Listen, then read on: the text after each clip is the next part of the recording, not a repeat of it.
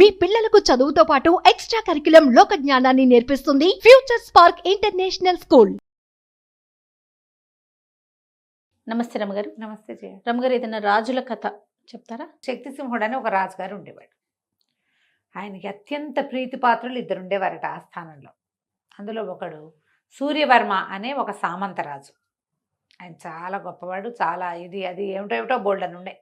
ఆయనకి సీమంతిని అనే ఒక పెళ్ళిడికి వచ్చిన సౌందర్యవతి అయిన కూతురు ఉండేది. అక్కడి నుంచి మన రాజుగారికి అత్యంత ప్రీతిపాత్రుడు ఇంకొకడు, ఇతను చంద్రగుప్తుడని రాజుగారి ప్రధాన అంగరక్షకుడు. అబ్బాయి చాలా మంచివాడు, చాలా చురుకైనవాడు. వాళ్ళ నాన్న తాతల కాలం నుంచి ఈ రాజ్యంలోనే ఉన్నారు వాళ్ళు. రాజుగారికి ఈ చంద్రగుప్తుడు అంటే మహా ఇష్టం. సూర్యవర్మకి చంద్రగుప్తుడికి పెద్ద ఏం పడుతున్నట్టు ఏం కనపడేది కాదు, కానీ గొడవలేం లేవు. అయితే ఏమైంది, ఈ సీమంతిని ఈ చంద్రగుప్తుడు ప్రేమించాడు. వాళ్ళిద్దరూ ప్రేమించుకున్నారు. కొంతకాలం గడిచాక ఈ చంద్రగుప్తుడు ఏం చేశాడు, రాజుగారికి చెప్పాడు, నేను సూర్యవర్మ గారి కూతురుని ప్రేమిస్తున్నాను, ఆమె కూడా నన్ను ప్రేమిస్తోంది, వివాహం చేసుకోవాలనుకుంటున్నాం అని చెప్పేసరికి రాజుగారు అంటే మనం చాలా సంతోషించాడు. ఇద్దరు తనకు ఆప్తమిత్రులు. వీడంటే చాలా ఇష్టం, కుర్రాడంటే. సూర్యవర్మ తన ఈడువాడు, తనకు చాలా ఇష్టుడు. సరే, ఒకరోజు సూర్యవర్మని మధ్యాహ్నం భోజనాన్ని పిలిచి, మీ అమ్మాయిను చంద్రగుప్తుడు ఒకళ్ళనొకళ్ళు ప్రేమించుకుంటున్నారట, చక్కగా పెళ్లి చేద్దామా మనం అని అడిగాడు. ఆయన సంతోషంగా అడిగేసరికి సూర్యవర్మ కొళ్ళు మండిపోయింది. మొహం చెట్లిచ్చి, నేనేమో రాజవంశానికి చెందినవాడిని, వాడేమో ఉద్యోగి, మా పిల్ల వాడిని ప్రేమించడం నేను నమ్మను, అలాంటివేమీ జరగలేదు, వాడు మీకు ఏదో అబద్ధాలు చెప్పాడు, మీకు వాడి మీద ఉన్న ప్రీతిని ఎక్స్ప్లాయిట్ చేయాలని చూస్తున్నట్టున్నాడు, రాజవంశంలో చేరటానికి వాడు ఎత్తేస్తున్నాడు అన్నట్టుగా ఆయన అన్నాడు. అన్నాక ఈయన అన్నాడు, రాజుగారి శక్తిసింహుడు, నేను అట్లా అనుకోను, చంద్రగుప్తుడు నాతో అబద్ధం ఆడే సాహసం చేయడు, నువ్వు మీ అమ్మాయిని కనుక్కోమన్నాడు. సూర్యవర్మ గారు హుటాహుటిన వాళ్ళు ఊరు వెళ్ళిపోయి కూతుర్ని కేకలేసి అడిగాడు, ఏమిటమ్మాయి ఏమిటి సంగతి అంటే, ఆ అమ్మాయి అవును, నేను చంద్రగుప్తుడిని ప్రేమిస్తాను, చంద్రగుప్తుడిని పెళ్లి చేసుకుంటా, లేకపోతే నేను పెళ్ళే చేసుకొని దిక్కుని చోటు చెప్పుకోను. ఆయన చాడా మడా కేకలేసాడు కూతురు. మన వంశం ఏంటి, వాడి వంశం ఏంటి, వాడు ఉద్యోగి, వాడిని పెళ్లి చేసుకోవటం ఏమిటి, బ్యాడ్ ఐడియా, వెరీ బ్యాడ్ అన్నాడు.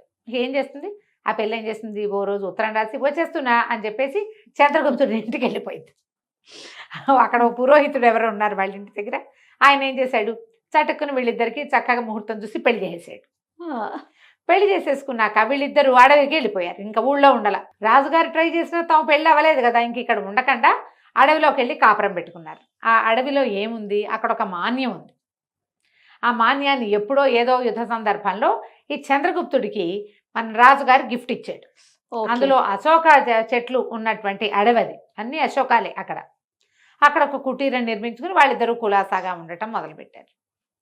సూర్యవర్మ ఎప్పుడైతే తన కూతురు కనపడలేదో, ఎప్పుడైతే పెళ్ళైపోయిందని వార్త వచ్చిందో, ఎప్పుడైతే వెళ్ళిపోయారనే విషయం అర్థమైపోయిందో, రైమని రాజుగారి దగ్గరకు వచ్చి, హాత్తేరి మా పిల్లని మీ వాడు లేవదీసిపోయాడు, నా పిల్లని నాకు అప్పచెప్పండి అనేసరికి రాజుగారికి ఏం చేయాలో తెలియదు. వాళ్ళిద్దరు ప్రేమించుకున్నారు, ఏమనాలి, ఏదో చూసి చూడనట్టు ఊరుకున్నాడు. ఎన్ని రోజులు గడిచినా సూర్యవర్మ గారు దాని మీద వదిలిపెట్టక, నువ్వు ఎలాగైనా సరే మా పిల్లని నాకు అప్పచెప్పాల్సిందేనని అంత చుట్టుపక్కల అన్ని చోట్ల గొడవ మొదలుపెట్టాడు. ఎక్కడా కుదరలా. సరే, ఒకరోజు ఏం చేశాడు, సభలో లేచి నిలబడి అందరి ముందు చెప్పాడు, మా అమ్మాయిని మా పిల్లకి ఇష్టం లేకుండానే అతను బలవంతంగా తీసుకెళ్ళిపోయాడు. ఏమన్నా దాన్ని అబ్డక్షన్ అంటారు, ఎత్తుకుపోయారు, కిడ్నాప్ చేశాడు, ఎక్కడో తీసుకుపోయి అడవిలో పెట్టేసేసాడు, నా పిల్లని నాకు దక్కనకుండా చేశాడు, మా అమ్మాయిని నాకు వెతికించి ఇవ్వాల్సింది, వాడిని శిక్షించవలసిందే అని సభలో అడిగాడు. ఇప్పుడు కాదని అనలేడు రాజుగారు. నలుగురు ముందు అడిగినప్పుడు చూసి ఊరుకోవయ్యా అంటే మిగిలిన వాళ్ళు ఏమంటారంటే, ఎవరి పిల్లనైనా ఎవడైనా లేవ తీసుకుపోతే మేము ఒప్పుకోవాలా, అంతేగా, రాజే సపోర్ట్ చేస్తే ఎట్లా. సరే, ఇంకేమీ చేయలేక, సరే కొంత సైన్యాన్ని ఇస్తాను, మీరే వెళ్ళి తెచ్చుకోండి అన్నాడు. తెచ్చుకోండి అంటే కొంతమంది ముందు సైన్యాన్ని పంపించారు. ముందు సైన్యం వెళ్ళింది. వెళ్ళేసరికి వాళ్ళలో ఒక్కడి కూడా ఈ చంద్రగుప్తుడి మీదకి వెళ్ళే ఇష్టము లేదు, ధైర్యము లేదు. వాళ్ళు కలిసి కాపురం చేస్తున్నారండి, మీ అమ్మాయి హాయిగానే ఉందని చెప్పారు.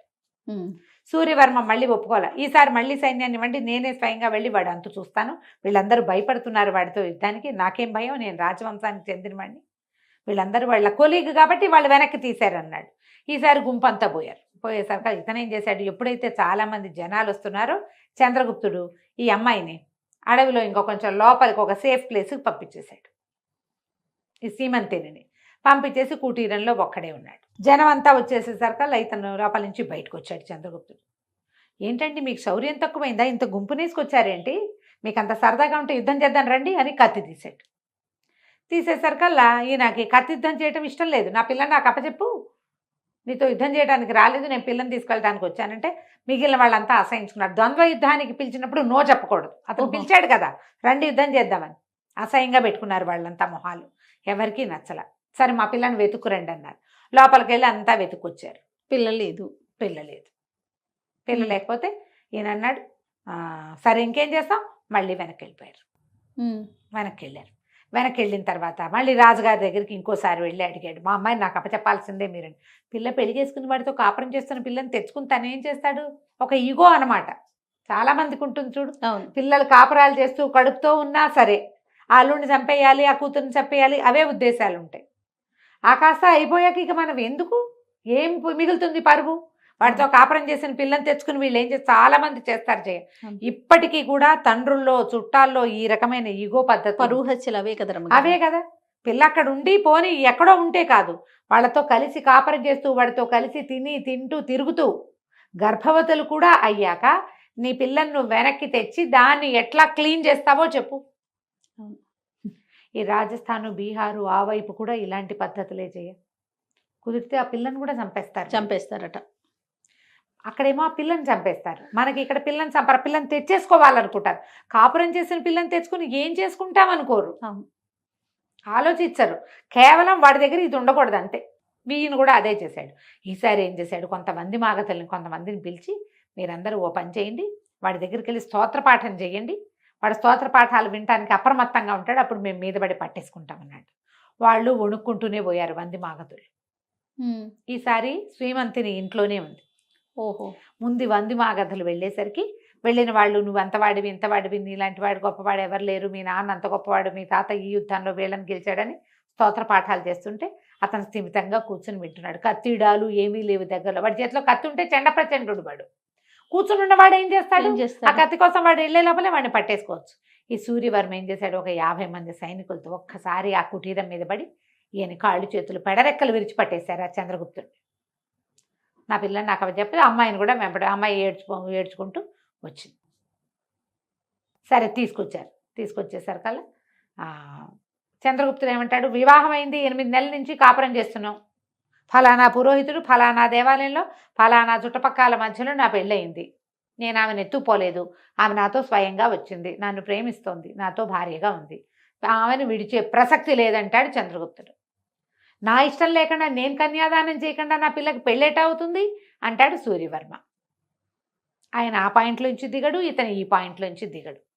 రాజుగారికి విసుగుబుట్టి, చిచ్చి దిక్మాల్గోల, ఓ పని చేయండి, ఆకురాలు కాలం అంతా కూతురు సూర్యవర్మ దగ్గర ఉంటుంది, చిగురించి చెట్లు చిగురించి మళ్ళీ ఆకురాలే కాలం వచ్చేదాకా చంద్రగుప్తుడి దగ్గర ఉంచుకోవచ్చు.